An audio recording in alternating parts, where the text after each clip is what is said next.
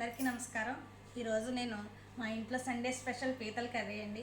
ఎప్పటి నుంచో మా వారు పీతల కర్రీ చేయమంటున్నారు, కానీ ఈరోజు ఎందుకో ట్రై చేయాలనిపించింది. ఆయన ఎప్పటి నుంచో అడుగుతున్నారని, అందుకని పీతలు తీసుకురమ్మని చెప్పానండి ఆయన్ని.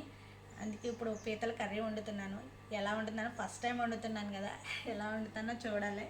మీరు కూడా నా వీడియోని చూసి లైక్ చేయండి, సబ్స్క్రైబ్ చేయండి. నేను ఫస్ట్ అయితే పీతలు తీసుకున్నానండి. శుభ్రంగా సాల్ట్ వేసి క్లీన్ చేసేసి దానికి ఉప్పు, పసుపు, కారం రాసేసి పక్కన పెట్టానండి రెడీ చేసి.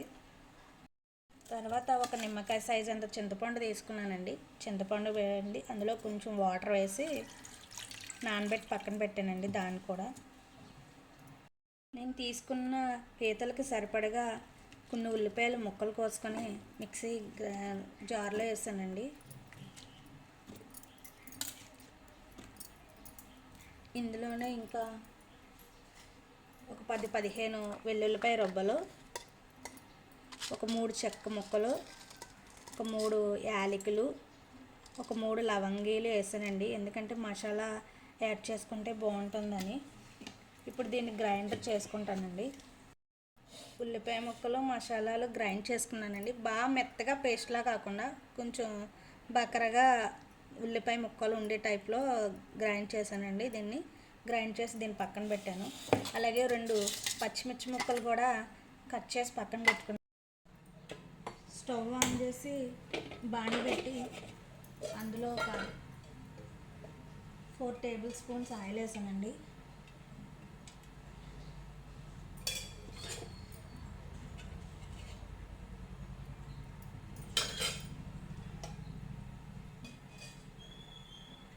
ఎన్వి ఐటమ్స్ కాబట్టి కొంచెం ఎక్కువ పడుతుందండి ఆయిల్. ఎన్వి ఐటమ్స్ ఏదన్నా చికెన్ అన్నా మటన్ అన్నా మనం ఏదన్నా, ఇది అందరికీ తెలిసిన విషయం అండి, కొత్త విషయం ఏం కాదు. ఆయిల్ కొంచెం ఎక్కువగానే వేసుకుంటాము. ఆయిల్ ఇటెక్కిందండి. ఇప్పుడు ఇందులో పచ్చిమిరపకాయ ముక్కలు,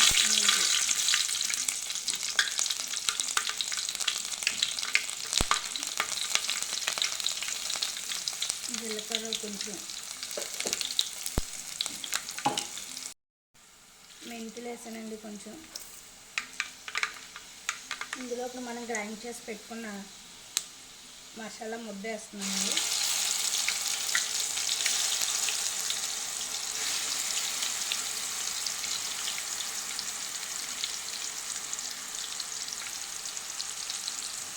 మసాలా ముద్ద పచ్చివాసన పోయేంత వరకు, బ్రౌన్ కలర్ వచ్చేంత వరకు కొంచెం బాగా వేసుకున్నామండి.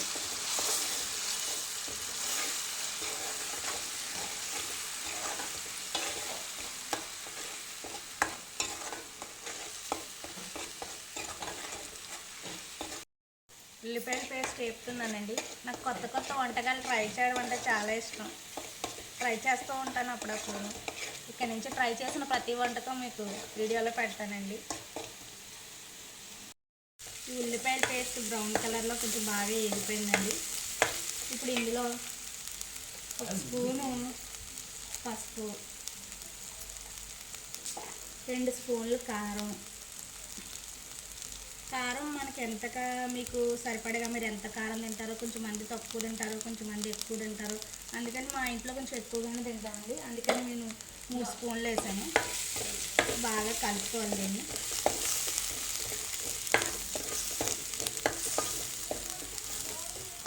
దీనిలోనే ధనియాల పౌడర్ 1 స్పూను, ధనియాల పౌడర్ 1 స్పూన్ వేసానండి. ఇందులోనే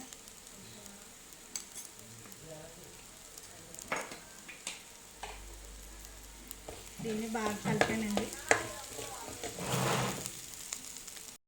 ఇప్పుడు ఇందులో మనం శుభ్రం చేసుకున్న పీతలన్నీ ఇందులో వేసేస్తున్నానండి.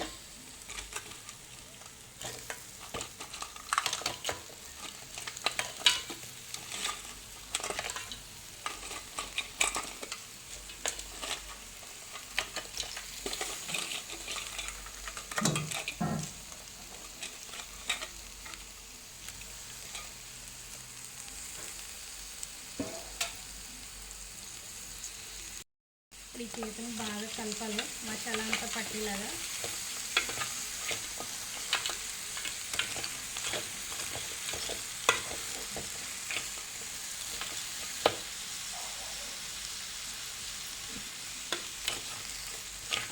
తుంచానండి.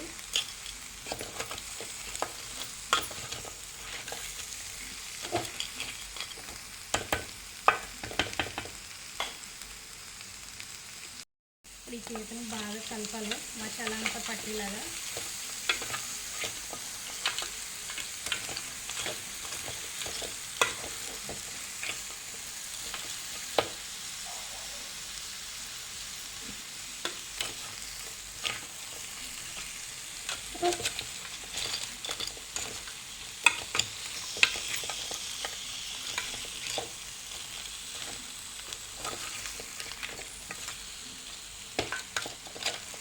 దీన్ని ఇలా బాగా కలిపి 2 మినిట్స్ ఉంచానండి.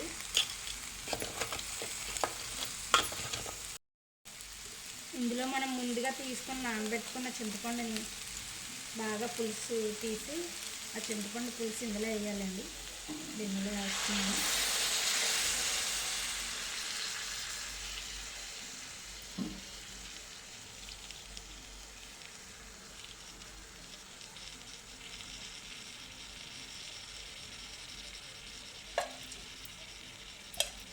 దీన్ని బాగా కలిపి ఒక 10 నిమిషాల పాటు ఈ పులుసులో ఇవన్నీ బాగా ఉడకనివ్వాలండి.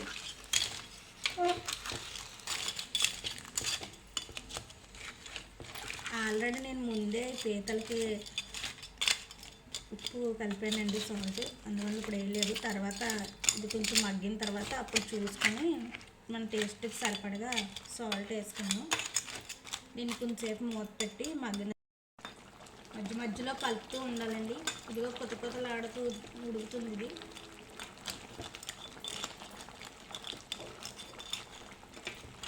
దీన్ని ఒకసారి కలిపి మళ్ళీ మూత పెడదామండి. ఈ లోపల ఈ పీతలన్నిటికీ చింతపండు పులుసు మసాలా అంతా బాగా పడుతుందండి.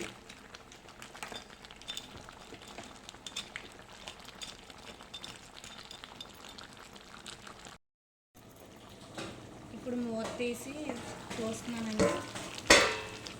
పీతలు కూడా కలర్ మారాయి. మనం వేసిన పులుసు కూడా బాగా పీతలు పీల్చుకున్నాయండి, కలర్ మారాయి అవి కూడా. ఇప్పుడు బాగా కలిపి ఇప్పుడు మన గ్రేవీ ఎంతలా కావాలో, పల్చగా కావాలంటే కొంచెం ఎక్కువ వాటర్ వేసుకోవాలండి. లేదు కొంచెం చిక్కగా కావాలనుకుంటే తక్కువ వాటర్ వేయాలి ఇందులోని. మీకు ఎలా నచ్చుతుందంటే అలా వేయండి. నాకు పల్చగా ఉంటే ఎవరో ఇష్టపడరండి, అందుకని నేను తక్కువ వాటర్ వేస్తున్నాను ఇందులోని.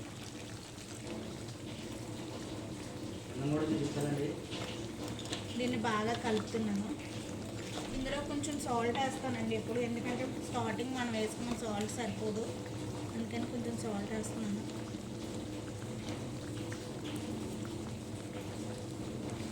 దీన్ని బాగా కలిపి ఈసారి 10-15 నిమిషాలు ఉంచి బాగా దగ్గరకు అవ్వాలంటే కొంచెం 10 నిమిషాల కంటే ఇంకా కొంచెం ఎక్కువసేపు ఉంచండి. అదే మీకు ఎలా కావాలనుకుంటే అలా ఉంచండి. నాకైతే కొంచెం చిక్కగానే కావాలండి, పలుచగా ఇష్టపడరు.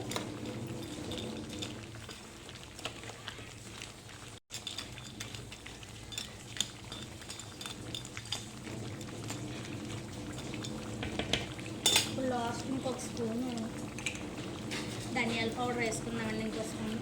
పీతల కర్రీలో ధనియాల పౌడర్ ఎంత ఎక్కువ వేసుకుంటే అంత బాగుంటుందంటండి.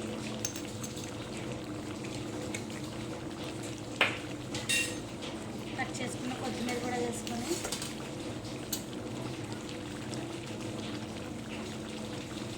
దీన్ని బాగా మిక్స్ చేసుకొని మూత పెట్టుకొని 10-15 నిమిషాలు మగ్గనిద్దామండి.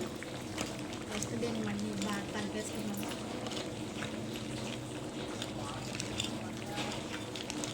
దీని దగ్గరికి అయ్యేంత వరకు మూత పెట్టి 10-15 నిమిషాలు ఉంచుదామండి.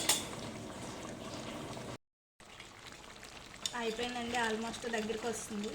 గ్రేవీ కూడా కొంచెం చిక్కగానే ఉంది. ఇంకా స్టవ్ ఆఫ్ చేసి దీన్ని సర్వింగ్ బౌల్లో తీసుకున్నామండి. మనం తినడానికి రెడీ అయిపోయింది పీతల కర్రీ. Stove off చేసేస్తానండి. పీతల కర్రీ రెడీ అయిపోయిందండి. ఇప్పుడు నేను మా వారికి చూపించి తినిపించి ఎలా ఉందో టేస్ట్ అడిగి తెలుసుకుంటాను. మీ అందరికీ కూడా నేను వండిన పీతల కర్రీ ఈజీగా అనిపిస్తే మీరు కూడా ట్రై చేసి చూడండి. కామెంట్ బాక్స్లో కామెంట్ పెట్టండి ఎలా ఉన్నదో.